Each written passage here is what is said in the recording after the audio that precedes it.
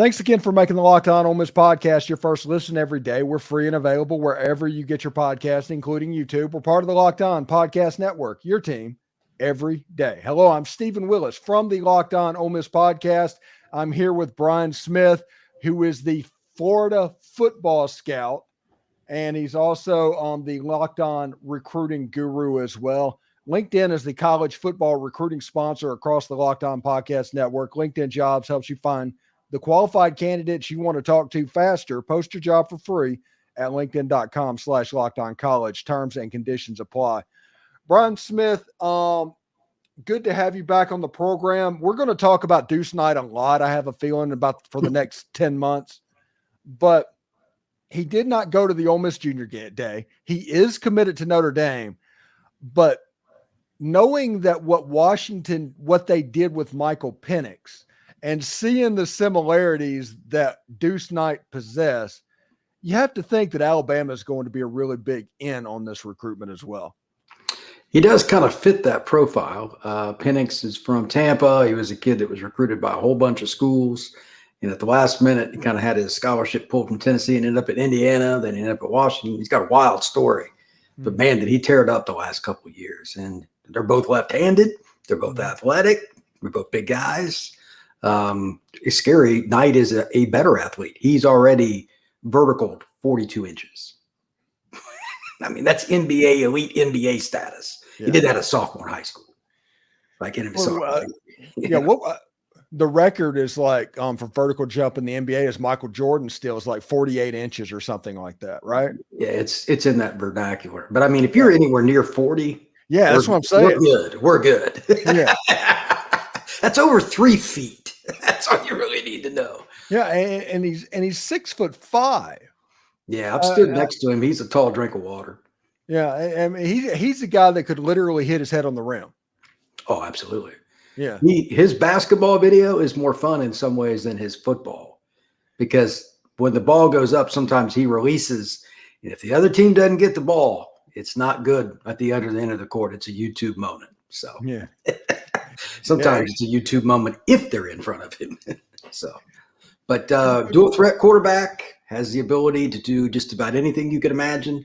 Still pretty raw as a passer, but he's got a cannon for an arm, but he's a freak of nature. I don't like comparing guys to NFL players, but there's a certain quarterback who plays for the Ravens, albeit right-handed, that is similar in terms of his style play. So that puts things in perspective. You know, he went up to Lipscomb Academy and got into school there, ended up back at George County. It was a whole big thing. You talked about Michael Penix's recruiting story being weird. That's right. Yeah, I have a feeling Deuce Knight's is going to be pretty weird as well. But is this a situation to where Deuce Knight, he was having trouble being away from home?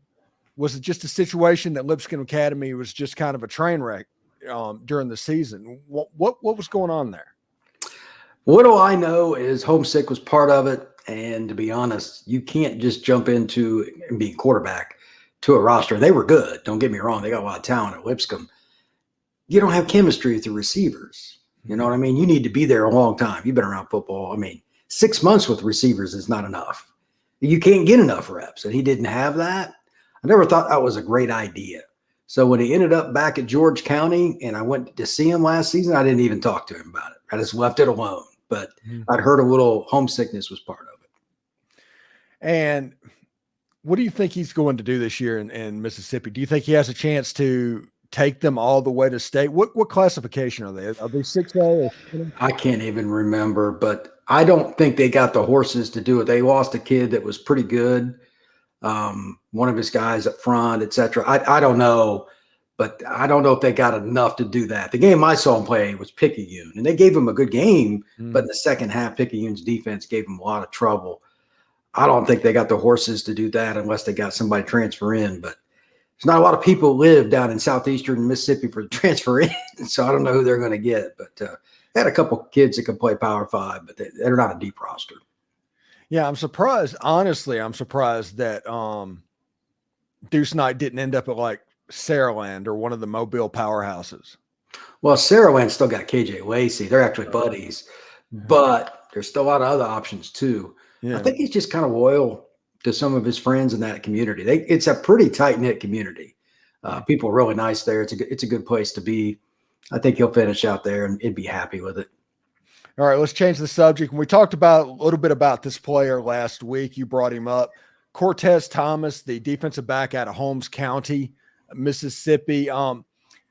Tell people what type of player he'd be, maybe a comp, do something to let them know what's going on, kind of deep dive on this defensive back from Holmes County. One of the reasons that I liked his film is he's a kid that can play in man or zone, and he could probably also play boundary. He could play nickel, and he could play safety. He's got a little bit of size to him, and he's a physical kid. I think in today's world, Stephen, offenses obviously carry the opportunity to do pretty much what they want because they can come out in 22 personnel and still run spread. That's not friendly for the other team when they come out with their traditional package and they see 4 or 5 wide. This is the kind of guy that can at least help you negotiate that because he could play over the slot if it's a tight end or if it's a traditional receiver. Got to have versatility in your secondary.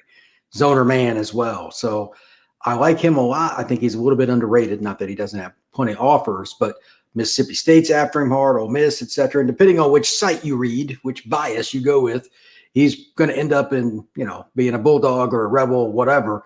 But I just know he's a really good football player. His recruitment may end up going beyond what some of his current rankings are. And this is another one I know, Stephen, a lot of kids in Mississippi, not many people go out to see because it's so remote for a lot of the recruiting analysts. If he lived where you and I have lived in Central Florida, he'd probably rank higher. Yeah. And like I talked about this last week, that Holmes County has become kind of a little bit of a football factory for defensive backs to where they're starting to turn them out pretty consistently. So it'll be real interesting to see what he does. And you were talking about going 22 personnel and running spread. Well, this next player kind of fits into that as well. Oh, yeah. Micah Jones is the guy he's the Evan Ingram type tight end, isn't he? 6'4", 6'5", 220, maybe 225. He is the annoying player that every defensive coordinator off the television screen will cuss because there's no way to fix play to play how you're going to go against him because you don't know where he's going to line up. There's no fixing that. Those are the guys that are now, like Kiffin, for instance, is probably as good as anybody at using bigger receivers, tight end, whatever you want to call them. I just call them pass catchers at this point. In the red zone especially, he might run motion and be a blocker, or he might fake and go out in the flat and then flatten the DB after he catches the ball. Really big pain to go against those guys. He's a good enough athlete. I think he could be an outside linebacker edge guy too, kind of fits that frame. So we're talking about a really good athlete. And again, it's state of Mississippi. We both know that the NFL comes to call into that state a lot because per capita, it's one of the best. This is the kind of kid we're talking about. So often 3-star, low 4-star kid ends up being a highly recruited kid. Mike is kind of trending that direction. I think he's going to end up being a really good college football player, probably in the SEC. Yeah, I think he's going to be a 4-star, pretty consensus pretty quickly. There's too many tools there for him not to go up. I mean, you would almost have to have hands like Featherstone from Necessary Roughness. That was a great him. Yeah, for him not to get that extra star. So, I'm kind of curious to see what that would go. And, you were just talking about Lane Kiffin and his usage of big wide receivers. One of his new toys right now is using motions to get into some semblance of a bunch set where the tight end actually runs a wheel off of that. It looks like they have one of those receivers in the bunch that runs the hitch, and then the tight end can either block or it sets up the rubs up. Yeah. And in the Peach Bowl, I bet Caden Priestcorn at tight end was wide open 3 times on that play. Well, that's what Lane does. He finds a way to get his young men open. And if you're that open and you're a Power 5 player, it's going to end well for your team scoreboard opportunities. Yeah, and that game, I always talk about Ole Miss could have scored 50 in that game. They were running 4-minute offense in the third quarter. I mean, it was absolutely nuts. Anything else that you've heard over the last little bit recruiting-wise? I know that you're closer to Mississippi. Is there anything you're hearing in the state? Ole Miss is really making a concerted effort to get Alvin Henderson. It's interesting because he is from Elba, which is southeastern Alabama. It's a podunk town, but he had 61 rushing touchdowns last season. I want to say that again, 61 rushing touchdowns. That's a nice career. Yeah. He had that in his junior year of high school. He's had 2 years. He's had over 100 yards or 100 touchdowns or something, sophomore, junior. Anyway, Ole Miss, Miami, Auburn, Alabama, Georgia, everybody, the helicopter, the day I went down in that area, it's the day that Kirby Smart was down there flying around with his helicopter. This is an interesting kid, but Kiffin went to go see him. And he made it a point, you know, how he likes to play around with the Twitter and all that. Do I think they're going to get him out of the state of Alabama? Not necessarily, but Lane is a goofy guy, and sometimes he pulls off the most goofy things. Wouldn't shock me. So maybe that's their next big pull. Like Judkins came from the Montgomery area, Pike Road High School. It's not that far away, so you never know. They always seem to get one or two guys out of Alabama anyway. Ole Miss, I don't know what it is. They always seem to get somebody that's worthwhile. Maybe they get Alvin Henderson next year. Yeah, Alvin Henderson, to me, when you look at his film, this is a name that you might remember, you might not remember, but do you remember Lake Seastrunk? Yeah.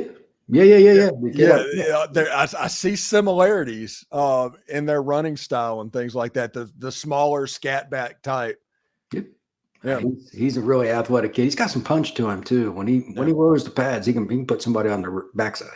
Yeah, should be pretty interesting. And thank you so much for stopping by. And thanks everybody for making the Locked On Ole Miss podcast your first listen every day. We're free and available wherever you get your podcast, including YouTube. We're part of the Locked On Podcast Network. Your team every single day. Brian Smith, thank you so much for stopping by. The Florida Football Scout, although you might have to change that Twitter handle, buddy. I'm always all over the place. It doesn't matter anymore. Take care, man. I'll see you next week. All right, buddy. Take care.